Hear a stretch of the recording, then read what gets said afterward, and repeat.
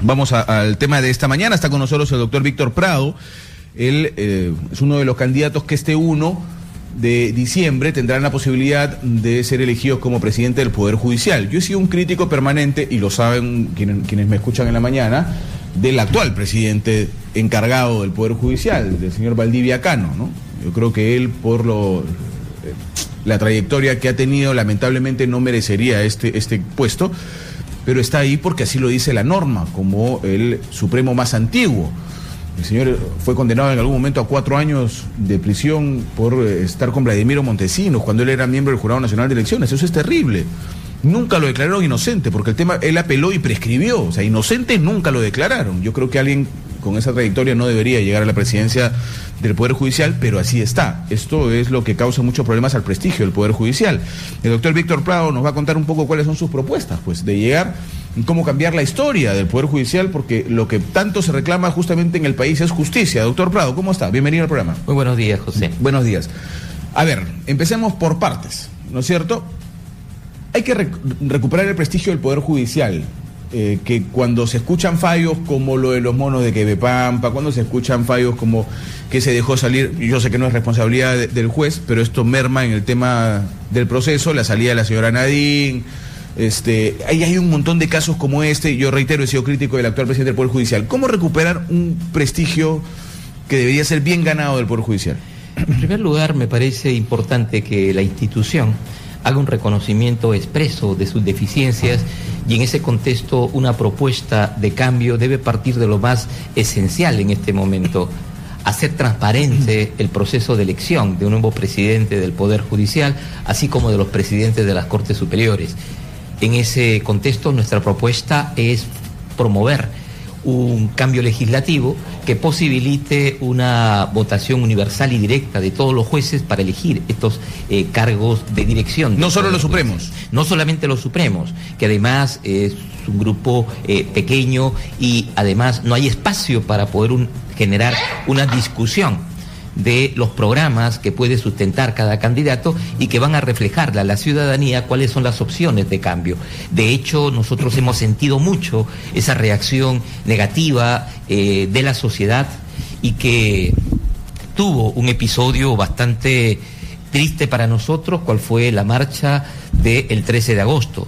Nosotros hemos entendido, hemos asimilado ese reclamo ciudadano, y por ende proponemos diferentes líneas de acción que tienen que concentrarse, en primer lugar, como decía, en esa democratización del proceso electoral.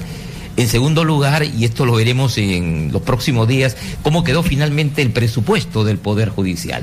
Si actualmente tenemos una paralización, ello ha sido consecuencia de un reiterado recorte en línea presupuestal, de una práctica que no habilita al Poder Judicial una autonomía para poder construir su presupuesto de acuerdo a sus requerimientos, a sus necesidades, y en todo caso sostenerlo en línea de control, como debe de ser ante el Congreso de la República. Pero eso nos ha sido siempre limitado, nos ha sido siempre negado, y no se ha podido obtener lo que genera este tipo de secuencias, especialmente en torno al ámbito laboral, a los trabajadores. Me ha hecho acordar de un tema, doctor Prado, con esto del presupuesto, que ahora los trabajadores están en paralización, están en huelga indefinida, porque sienten mermados sus posibilidades de mejoras económicas al habérsele reducido el presupuesto al Poder Judicial. Pero ellos salen, creo que con justa razón, y reclaman y dicen: oiga, no tenemos presupuesto para nosotros, pero los supremos tienen un Lexus del año. Bueno, esto es importante aclararlo en términos bastante precisos.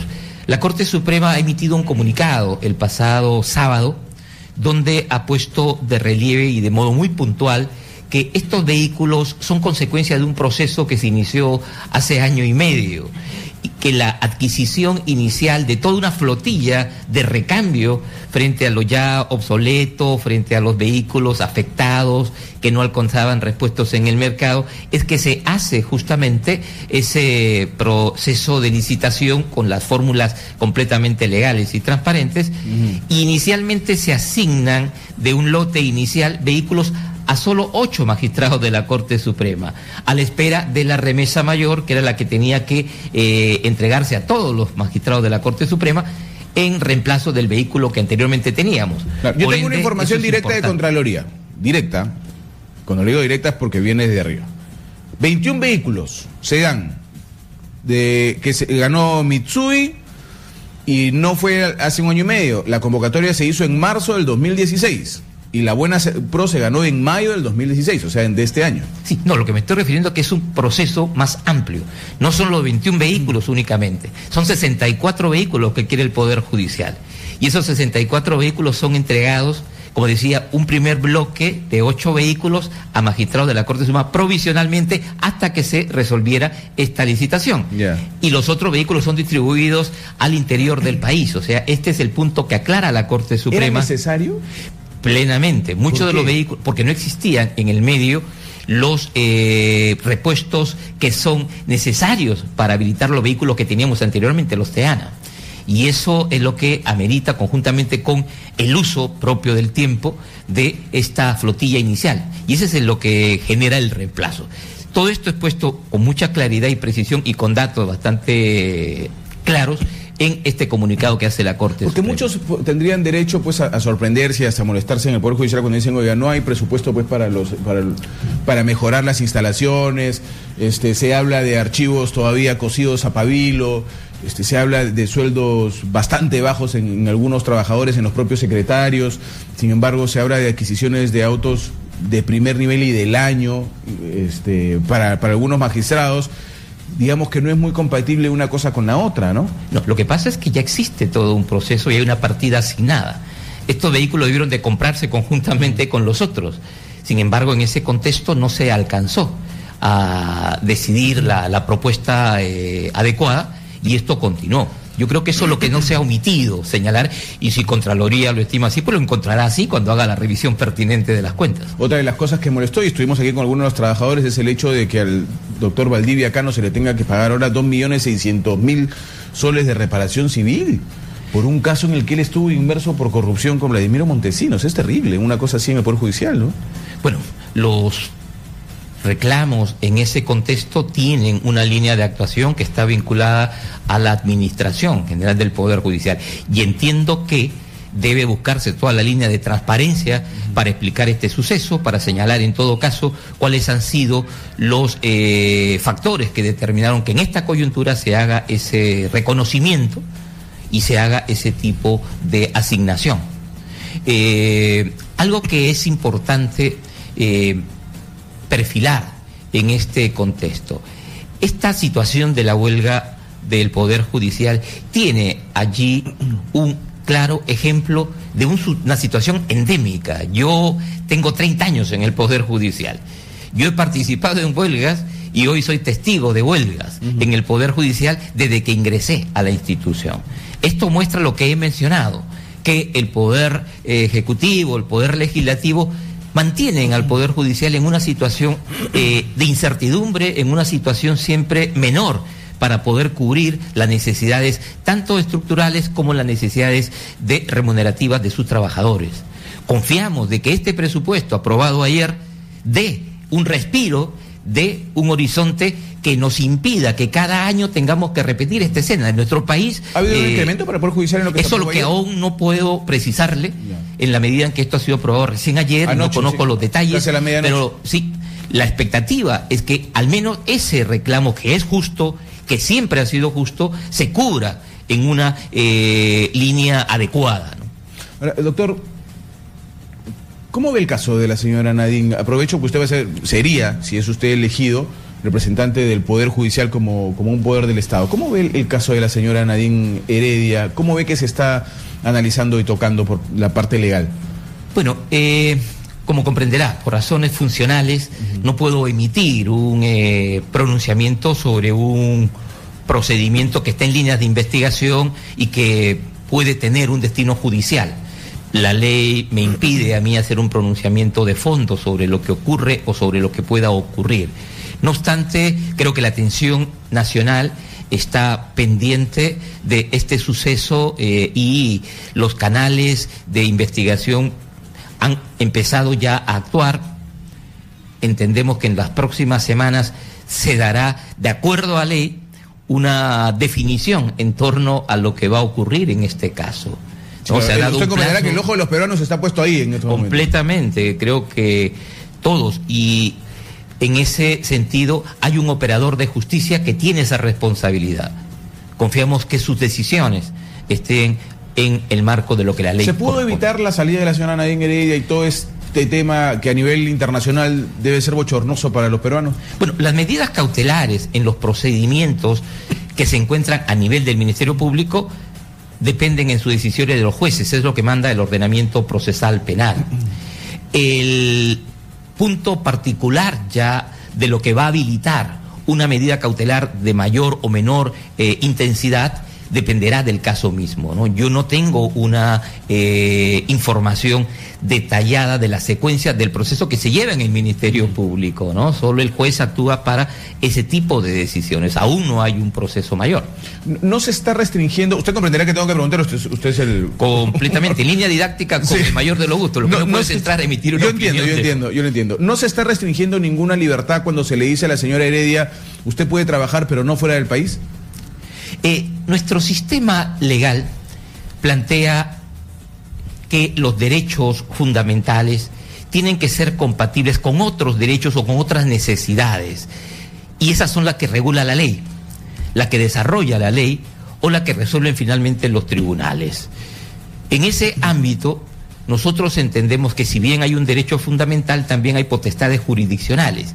Y esas potestades jurisdiccionales tienen en el marco de un procedimiento posibilidades de impedir la salida del país, posibilidades de colocar en arraigo a la persona o posibilidades de permitirle con la autorización correspondiente salir del país. Lo que corresponde a los casos en particular dependerán de las circunstancias que se le presenten al juez y que sean las que ameriten la decisión que tome. Pero digamos, no hay nada, no hay ahí un tema de derechos fundamentales que se están restringiendo. No existe eso. Repito, los derechos fundamentales incluso no son absolutos, siempre tienen un condicionante que debe de ponderarse con otros derechos o necesidades legales. ¿Cómo evitar, doctor, desde la cabeza del Poder Judicial que se produzcan tantos fallos controversiales? ¿En qué sentido? Eso es muy importante. Por ejemplo, recordemos casos tan, de alguna manera, simbólicos como lo de los monos de Quepepampa que fueron dados en libertad. Lo menciono porque hace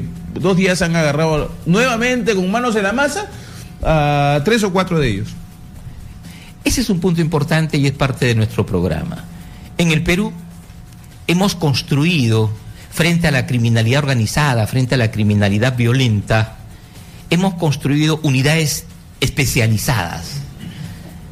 El problema, y que debemos superar, es que no hemos colocado jueces especializados, en el sentido de jueces formados para este tipo de criminalidad.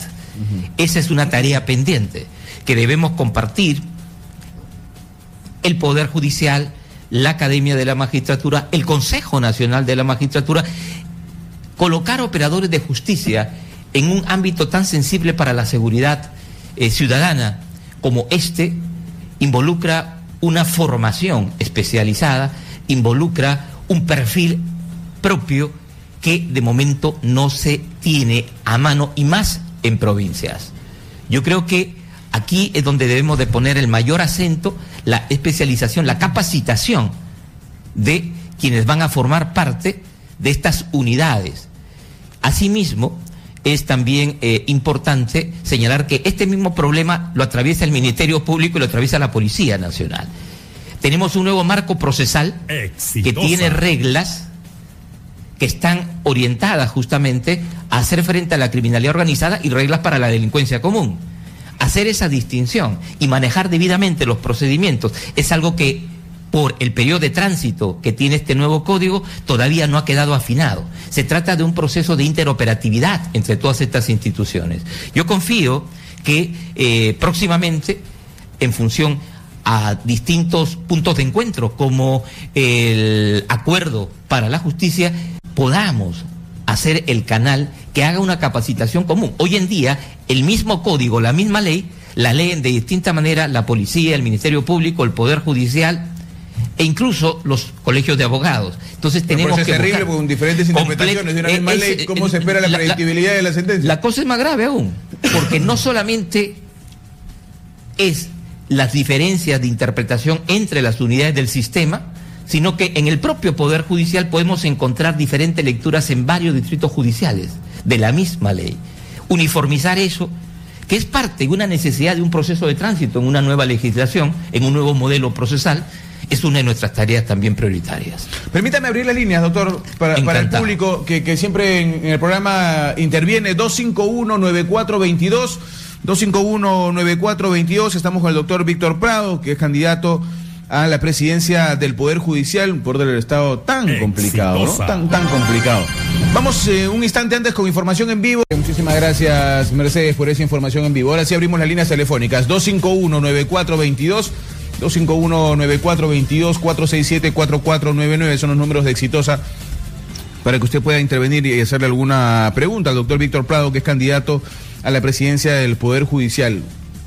Tal vez uno de los más complicados poderes del Estado, ¿eh? Porque todo el mundo pide justicia, llora y aclama por justicia, y es tal vez uno de los más complicados poderes del Estado, ¿eh? Porque todo el mundo pide justicia, llora y aclama por justicia, y es una de las cosas que menos se encuentra en nuestro país muchas veces. Y es importante no solamente para el país, sino para el contexto internacional. Si el Perú quiere tener una presencia activa y en breve plazo en la OCDE, tiene justamente que mirar con seriedad los cambios que hay que hacer en el Poder Judicial. Hay que modernizar el Poder Judicial también. Hola, buenos días. Buenos días. Bienvenida, su nombre, por favor. Mirta de Huacho. Mirta de Huacho. Adelante, Mirta, la escuchamos. Bueno, le estoy escuchando al doctor y la verdad que me llama bastante la atención todo lo que estamos escuchando, ¿no? Con respecto a las movilidades, todo. Si bien es cierto que ha sido, como se dice, un proceso ya de hace 2 años aproximadamente, pero ese dinero, en lugar de gastar tanto, ¿por qué no se actualizan todos los archivos del Poder Judicial? Yo he tenido un proceso, Dios mío, 4 años para que salga una sentencia. ¿Qué es eso? ¿Dónde estamos? ¿Hasta cuándo? ¿Por qué no se preocupan en eso? En que los litigantes tenemos que estar, como se dice, perjudicados constantemente porque tenemos que gastar pasajes, tenemos que sacar copias, ni siquiera para copias. Las copias nos cobran $2.50 por cara, ni siquiera por página. ¿Por qué no se preocupan en esas cosas? Muy bien, tenemos que pagar abogados. Le agradezco mucho su llamada telefónica. Mi estimada Mirta, ¿usted tiene cuánto me dijo? ¿2 años? ¿4 años? 4 años. 4 años. Proceso. Yo tengo casi 8. De herencia. Tengo un tío que ha tenido 8 años para que le digan que no, que ya le pagaron la ONP. Muy bien, Mirta, muchas gracias. Muchas gracias. Yo tengo un proceso casi 8 años que espero justicia. 8. Y hasta ahora, nada. Pero bueno, así es nuestro sistema, eso es lo que queremos cambiar, pues. Esa es la historia que queremos cambiar. Hola, buenos días. Seguimos con otra comunicación telefónica, 7 de la mañana, 58 minutos. Hola, buenos días. ¿Aló? Sí, señor, bienvenido al programa. Hola, ¿qué tal? ¿Cómo está? Lo estamos escuchando, le pido que hable un poquito más fuerte y más claro, por favor. ¿Aló, ahora me escuchas? Ahora mejor. ¿Su nombre? Juan Carlos. Adelante, Juan Carlos. Sí, primero quería hablar sobre el tema del excongresista Daniel Mora, porque ha habido problemas con respecto a la ley universitaria en cuanto a los requisitos que pedían para las maestrías, que impidieron que profesores que venían de hacer maestrías en el extranjero, en Estados Unidos, universidades de las más prestigiosas, ya no podían enseñar en Perú porque no reunían los requisitos que establecía la normativa para que sea reconocida una maestría en Perú. En realidad la nueva ley universitaria genera este tipo de conflictos. No sé si ya se habrá solucionado, pero incluso Daniel Mora se empezaba a pelear con estos profesores que venían del extranjero en Twitter, donde no les quería reconocer la maestría y estos profesores ya no podían enseñar en universidades peruanas. Ok. Buen tema, vamos a analizarlo más adelante, que tiene que ver con la ley universitaria y las modificaciones que se quiere hacer. Tenemos una comunicación más del público, para ver si tiene alguna pregunta para nuestro invitado, el doctor Víctor Prado, que es candidato a la presidencia del Poder Judicial. Hola, buenos días. Aló, buenos días. ¿Cómo está? Bienvenido. ¿Su nombre? Soy el coronel de retiro Roger Casalino, de Turco lo llamo. Bienvenido, coronel, lo escuchamos. así como usted tiene un proceso que dice que está durando 8 años, yo tengo un proceso igual en mi contra por haber hecho una denuncia en la Policía Nacional y haber puesto en evidencia la existencia de una mafia. Se coludieron la DININCRI para armarme un proceso y también el Ministerio Público. Por eso hay un proceso judicial que se está llevando a cabo en la tercera sala penal de reos libres en Abancay, expediente 43627-2008. Ahí ya se han dado cuenta de que es un acto de venganza, porque a mí me acusaron con un informe preliminar, la DININCRI. Ya durante el proceso ha aparecido el informe final, y el caso lo está viendo el presidente de SAME, el doctor Juan Carlos Vidal Morales. ¿Cuál es su criterio? Dice que como ese informe fue en la etapa preliminar del proceso, no se puede considerar ahora porque necesita una pericia durante el proceso. Imagínese usted, a mí me acusan por haber denunciado en la policía, me arman un proceso, un acto de venganza, aparece el informe final de un perito que me excluye, y no obstante eso, ¿qué están haciendo? Lo han quebrado 2 veces y lo van pateando 3. Este año me están citando para marzo y así están buscando que prescriba. Ok, le agradezco, coronel, por su llamada telefónica. Casos como estos hay muchísimos. ¿Qué hay que decirles para terminar, doctor? Bueno, en primer lugar, me parece pertinente el reclamo ciudadano, y no debe ser solo este canal, debe ser, creo, una vía permanente, abierta, para que la ciudadanía informe y reporte a las autoridades judiciales encargadas de la gestión cuáles son las trabas, cuáles son las brechas, cuáles son las limitaciones o defectos del servicio. Yo creo que una buena práctica, que es la que imprimiremos, es la de hacer un tránsito directo por las distintas localidades y sedes de las Cortes del país y resolver los problemas, insisto, esto es conocer la realidad en ese momento y resolverla.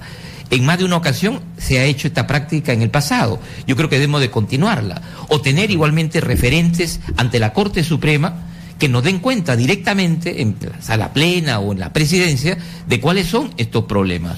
Es un sistema que tiene muchos conflictos, pero también tiene muchas oportunidades. Nosotros queremos ser parte de las oportunidades y queremos alcanzar. Fíjese el corto tiempo que tenemos, 2 años, de ahí que una de mis propuestas es que alcancemos cuando menos el estándar del Ministerio Público y que una presidencia del Poder Judicial tenga 3 años. Con 2 años es imposible desarrollar una planificación más allá de cosas muy puntuales. ¿Tienen posibilidades de ser reelegidos?